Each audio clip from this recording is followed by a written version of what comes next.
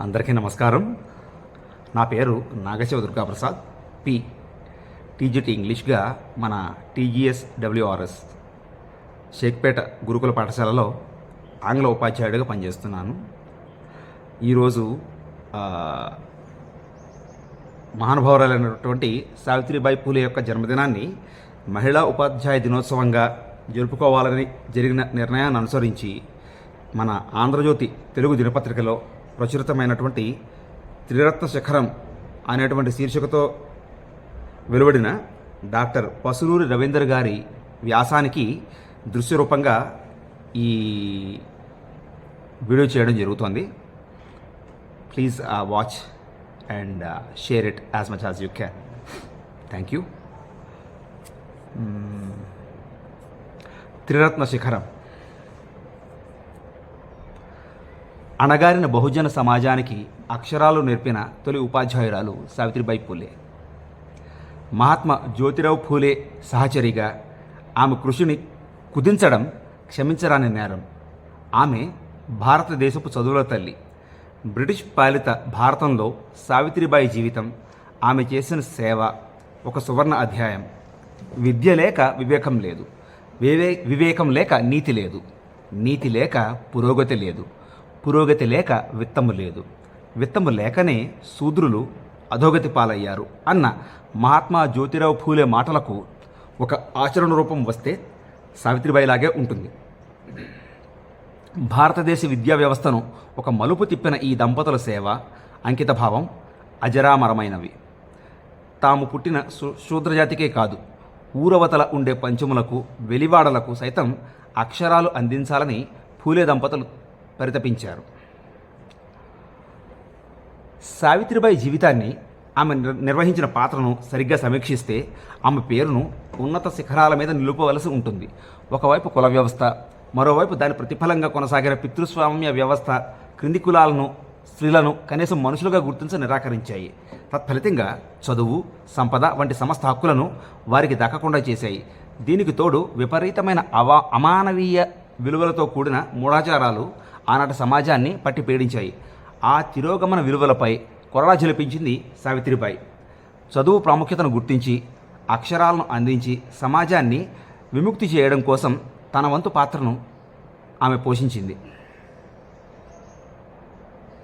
వేదాలు వింటే చెవుల్లో సీసం పోసిన వ్యవస్థ, వేదాలు చదివితే నాలుకలు తెగ్గోసిన చరిత్ర, ఇలాంటి సమాజంలో 9 ఏళ్ల సావిత్రిబాయికి 12 జ్యోతిరావు పూలేతో వివాహమైంది. స్త్రీ విద్య ద్వారా తన కుటుంబమే కాదు, ఈ సమాజానికి కూడా ఎంతో మేలు జరుగుతుందని గ్రహించాడు ఆ మహనీయుడు. అట్లా సావిత్రిబాయిని వివాహ అనంతరం చదివించాడు. చదువు విలువను కనుగొన్న సావిత్రిబాయి దేశంలోనే మొదటి ఉపాధ్యాయురాలుగా ఎదిగింది. బాలికల కోసం తొలి పాఠశాలను 1848లో నెలకొల్పారు. ఫలితంగా పూలే దంపతులను ఈ సమాజం వెలివేసింది. అయినా సరే పట్టు విడవకుండా విద్యావ్యాప్తికి కృషి చేసి కేవలం 4 ఏండ్లలోనే 20 పాఠశాలలు నెలకొల్పారు. అలా అప్పటిదాకా విద్యకు దూరం చేయబడిన దళితులు, శూద్రులు, మహిళలకు విద్యను నేర్పడం కోసం వారి జీవితకాలంలో 52 పాఠశాలలు నెలకొల్పి సరికొత్త చరిత్రను సృష్టించారు సావిత్రిబాయి.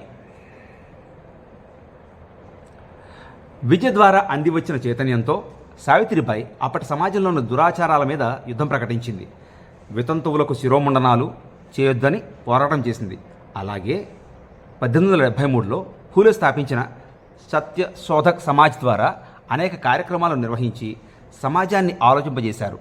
భర్త చనిపోతే భార్యను సైతం కాష్టంలో వేసి తగలబెట్టిన సమాజంలో వాటిని అడ్డుకొని వితంతువులకు ఆశ్రయం కల్పించారు సావిత్రిబాయి. మహిళల హక్కుల కోసం 1852లో మహిళా సేవా మండలిను ఏర్పాటు చేశారు. ఈ దురాచారాలకు ఆధారంగా నిలుస్తున్న కుల వ్యవస్థను కూకటి వేళ్లతో ప్రకలించే ప్రయత్నం చేశారు సావిత్రి. అంతేకాదు సామాజిక సేవా కార్యక్రమాలను అలు పెరగకుండా కొనసాగించారు. 1870, 1896లలో వరుసగా వచ్చిన దుర్భర కరువు కాలంలో పేదలను ఆదుకునేందుకు సావిత్రిబాయి నడుం కట్టారు. రోజుకు 2000 మంది అనాథ పిల్లలకు భోజనాలు ఏర్పాటు చేశారు. ఇందుకోసం జోలపట్టి విరాళాలు సేకరించారు. అంతేకాదు ప్రాణాలకు తెగించి 1897లో పుణే పరిసర ప్రాంతాల్లో సంభవించిన ప్లేగు వ్యాధి బాధితులకు సేవలు చేశారు. ఆ ప్లేగు బారిన పడి ప్రాణాలు విడిచారు. ఎంతో శోచనీయం. తపదు, జాతస్య ధ్రువ మృత్యు అంటారు కదా. ఇక సామాజిక ఉద్యమకారిణిగా, ఉపాధ్యాయురాలిగా, సంఘ సంస్కర్తగానే కాకుండా కవయిత్రిగా, రచయిత్రిగా సావిత్రిబాయి సంధించిన అక్షర అస్త్రాలు ఎంతో విలువైనవి. హేతుబద్ధతే ప్రామాణికమైన సావిత్రిబాయి కవిత్వం కావ్యఫూలే 1854లో ప్రచురితమైంది. పావనకాశి, సుబోధ రత్నాకర్ 1891లతో పాటు కర్జ్ వంటి వ్యాసాలు ఎన్నో రాశారు. సాంఘిక విప్లవకారిణిగా సావిత్రిబాయి వేసిన ప్రభావం విలువైనది. ఈవేళ లక్షలాది మంది అమ్మాయిలు చదువు ద్వారా తమ జీవితాలను మార్చుకుంటున్నారంటే అందుకు కారణం సావిత్రిబాయి నాడు ప్రారంభించిన విద్యా ఉద్యమమే. ఇన్ని రకాల పాత్రల్లో ఒదిగిపోయిన ఆ మహాతల్లికి ఈ సమాజం పట్ల ఎనలేని మమకారం ఉంది. తాను ఎదిగి వచ్చిన సమాజానికి తన వంతుగా సేవను తిరిగి అందించడం సామాజిక బాధ్యతగా ఆవిడ భావించారు. అడుగడుగున అవాంతరాలను, అడ్డంకులను ఎదుర్కొని సావిత్రిబాయి కొనసాగించిన చారిత్రాత్మకమైన పాత్రను నేటి పాలకులు గుర్తించాలి. చదువు, సేవ, సాహిత్యం అనే 3 రత్నాలను అధిరోహించిన సాహసి సావిత్రిబాయి. ఆ మహాతల్లిని భారతరత్నతో సత్కరించుకోవాలి.